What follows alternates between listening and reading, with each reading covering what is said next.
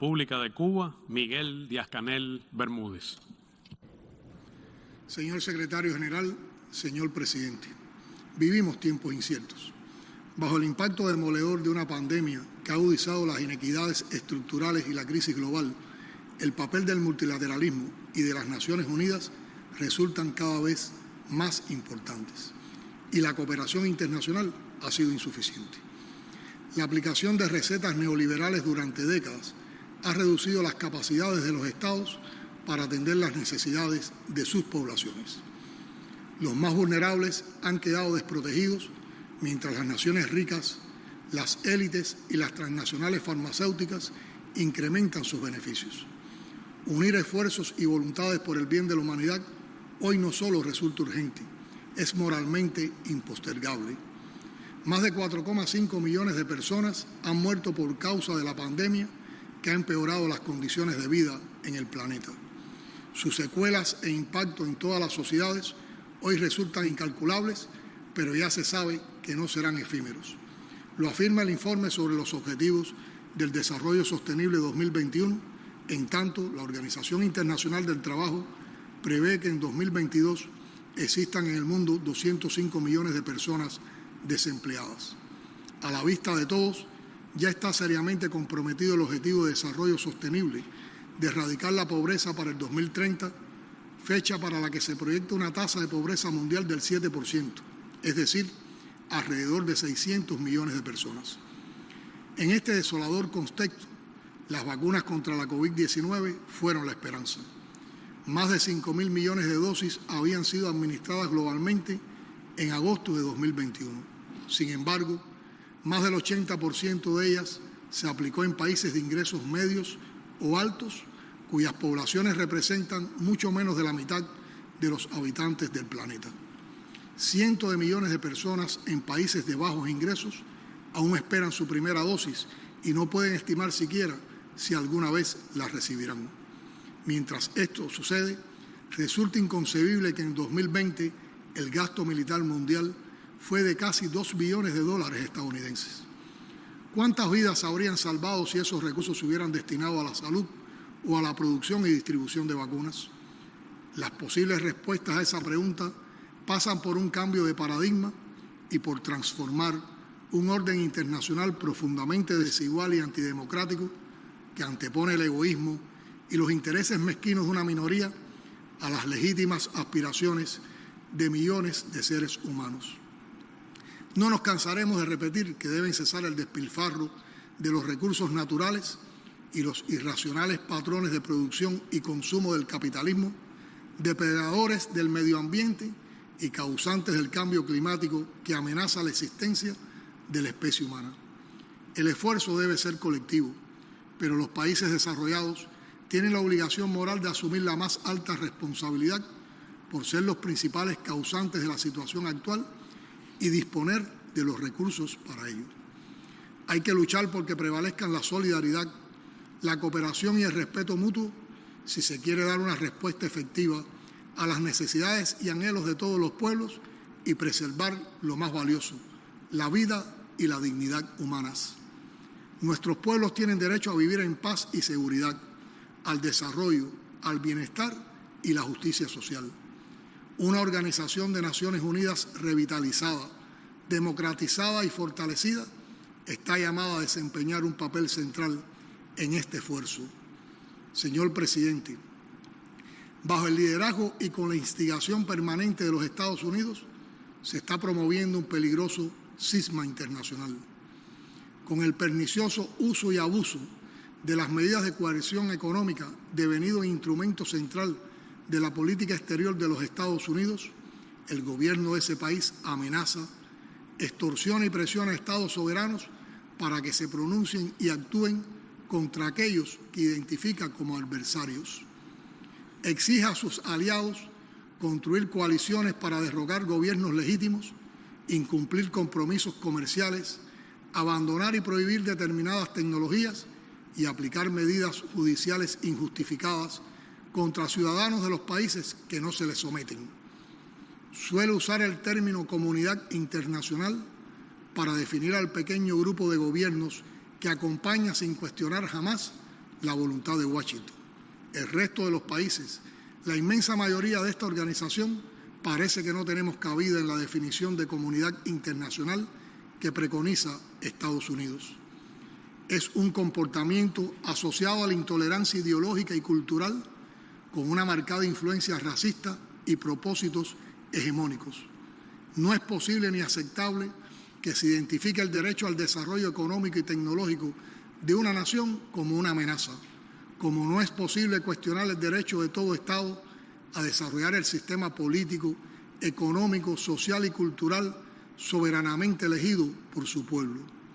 En pocas palabras, hoy estamos asistiendo a prácticas políticas inaceptables en el contexto internacional que van contra el compromiso universal de defender la Carta de las Naciones Unidas, incluido el derecho soberano a la autodeterminación. Estados independientes y soberanos están siendo conducidos bajo múltiples presiones para subordinarse a la voluntad de Washington y a un orden basado en sus reglas caprichosas. Señor presidente, durante más de 60 años, el gobierno de Estados Unidos no ha cesado ni un minuto en sus ataques contra Cuba, pero en este momento crucial y desafiante para todas las naciones, su agresividad supera los límites. El más cruel y prolongado bloqueo económico, comercial y financiero que se haya aplicado contra nación alguna se ha recrudecido de modo oportunista y criminal en medio de la pandemia, y la actual administración demócrata mantiene vigentes sin cambio las 243 medidas de coerción adoptadas por el gobierno de Donald Trump, incluyendo la incorporación de Cuba a la espuria e inmoral lista de países que supuestamente patrocinan el terrorismo.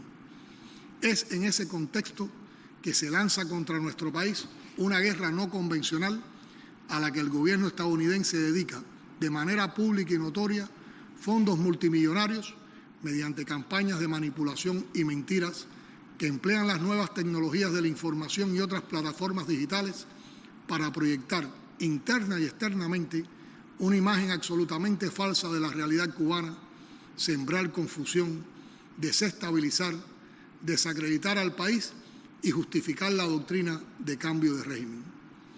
Todo lo han hecho para borrar a la revolución cubana del mapa político del mundo. No aceptan alternativas al modelo que conciben para su patio trasero. Su plan es perverso e incompatible con la democracia y la libertad que preconizan. Pero nuestros enemigos deben tener claro que no entregaremos la patria y la revolución que varias generaciones de patriotas nos legaron de pie. Hoy quiero reiterar ante la respetable y real comunidad de naciones que cada año vota de forma casi unánime contra el bloqueo lo que expresara hace unos años el general de ejército Raúl Castro, y cito: Cuba no le teme a la mentira ni se arrodilla ante presiones, condicionamientos o imposiciones, vengan de donde vengan. Señor presidente, los colosales desafíos no nos amilanan. Seguimos creando para Cuba. Practicamos la solidaridad desinteresada con los que necesitan de nuestro apoyo y también la recibimos agradecidos de gobiernos, pueblos, amigos y de la comunidad cubana en el exterior. Aprovecho para agradecer a todos su respaldo en esta coyuntura que enaltece los valores de humanidad y la cooperación internacional incondicional y sin injerencia. Al propio tiempo, en respuesta a solicitudes recibidas y guiadas por su profunda vocación solidaria y humanista, Cuba ha enviado más de 4.900 colaboradores organizados en 57 brigadas médicas a 40 países y territorios afectados por la COVID-19. Los consagrados trabajadores de la salud no han descansado ni un minuto en el combate a la pandemia fuera y dentro de Cuba. Son los mismos que salieron a las calles a asistir al pueblo haitiano tras el devastador terremoto de hace apenas unas semanas. Los que viajan del lugar más remoto a una provincia cubana y sin quitarse el polvo del camino van a entregar su experticia y sus saberes a la misión de salvar vidas. Son mucho más que héroes cotidianos, orgullo de nuestra nación y símbolo de su vocación de justicia. Decenas de personalidades y miles de personas han firmado su candidatura para el Premio Nobel de la Paz. Igualmente, nos enorgullece la comunidad científica cubana que en medio de enormes carencias creó 3 vacunas y 2 candidatos vacunales contra la COVID-19. Ellos representan la concreción de la idea del comandante en jefe de la Revolución Cubana, quien afirmó en 1960 que el futuro de nuestra patria tiene que ser necesariamente un futuro de hombres de ciencia.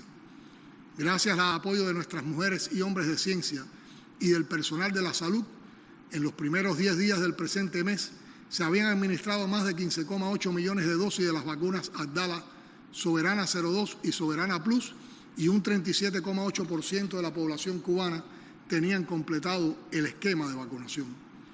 Aspiramos a la inmunización total de la población a finales de 2021, lo que nos permitirá avanzar en la lucha contra el rebrote de la pandemia.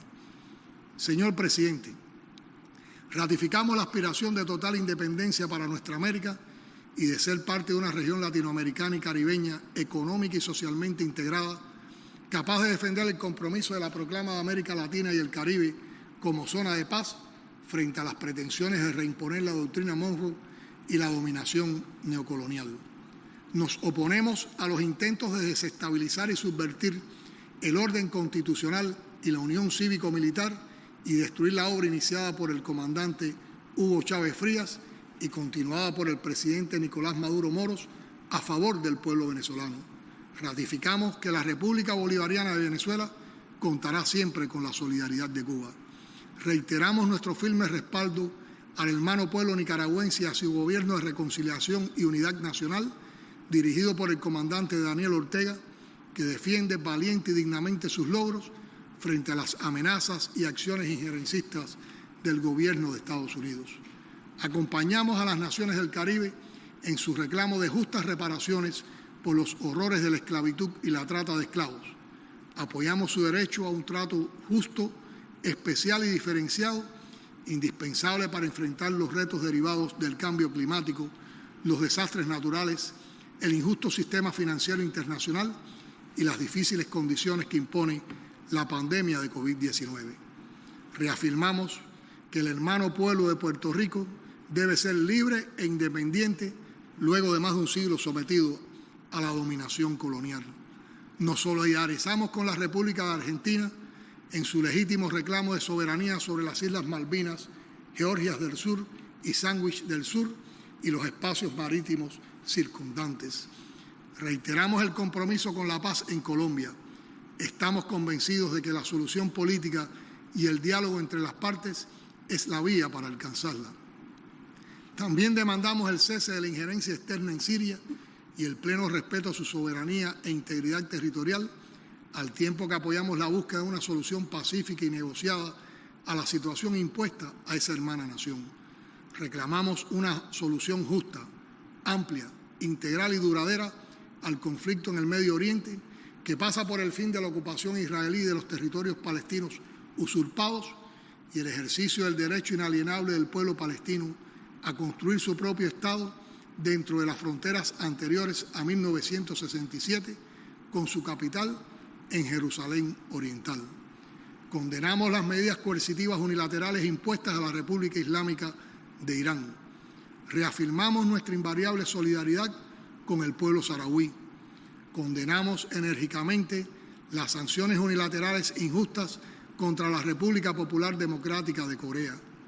Reiteramos el inquebrantable respaldo al principio de una sola China y nos oponemos a cualquier intento de lesionar la integridad territorial y soberanía de la República Popular China, así como a la injerencia en sus asuntos internos. Rechazamos la intención de extender la presencia de la OTAN hasta las fronteras de Rusia, la interferencia en sus asuntos inherentes a su soberanía y la imposición de sanciones unilaterales injustas en su contra. Demandamos el fin de la intromisión extranjera en los asuntos internos de la República de Belarus y reiteramos la solidaridad con el presidente Alexander Lukashenko y el hermano pueblo bielorruso. Naciones Unidas no puede ignorar la elección en Afganistán. Tuvieron que pasar 2 décadas de ocupación con un saldo de miles de muertos, 10 millones de personas desplazadas y billones de dólares en gastos que se convierten en ganancias del complejo militar e industrial para llegar a la conclusión de que no se puede prevenir ni combatir al terrorismo con bombas, que la ocupación solo deja destrucción y que a ningún país le asiste el derecho de imponer su voluntad a naciones soberanas. Afganistán no es un caso aislado. Ha quedado evidenciado que donde los Estados Unidos interviene se incrementan la inestabilidad, las muertes, el sufrimiento y quedan cicatrices perdurables. Señor presidente, ratificamos la determinación de Cuba de continuar exponiendo con claridad sus verdades por mucho que molesten a algunos, de defender principios y valores en los que creemos, de acompañar las causas justas, de enfrentar los atropellos como hemos enfrentado a la agresión extranjera, al colonialismo, al racismo y al apartheid, y de luchar sin descanso por la mayor justicia, prosperidad y desarrollo de nuestros pueblos que merecen un mundo mejor. Muchas gracias. Fueron las palabras del primer secretario del Comité Central del Partido Comunista de Cuba y presidente de la República, Miguel Díaz-Canel Bermúdez, ante este segmento del debate general.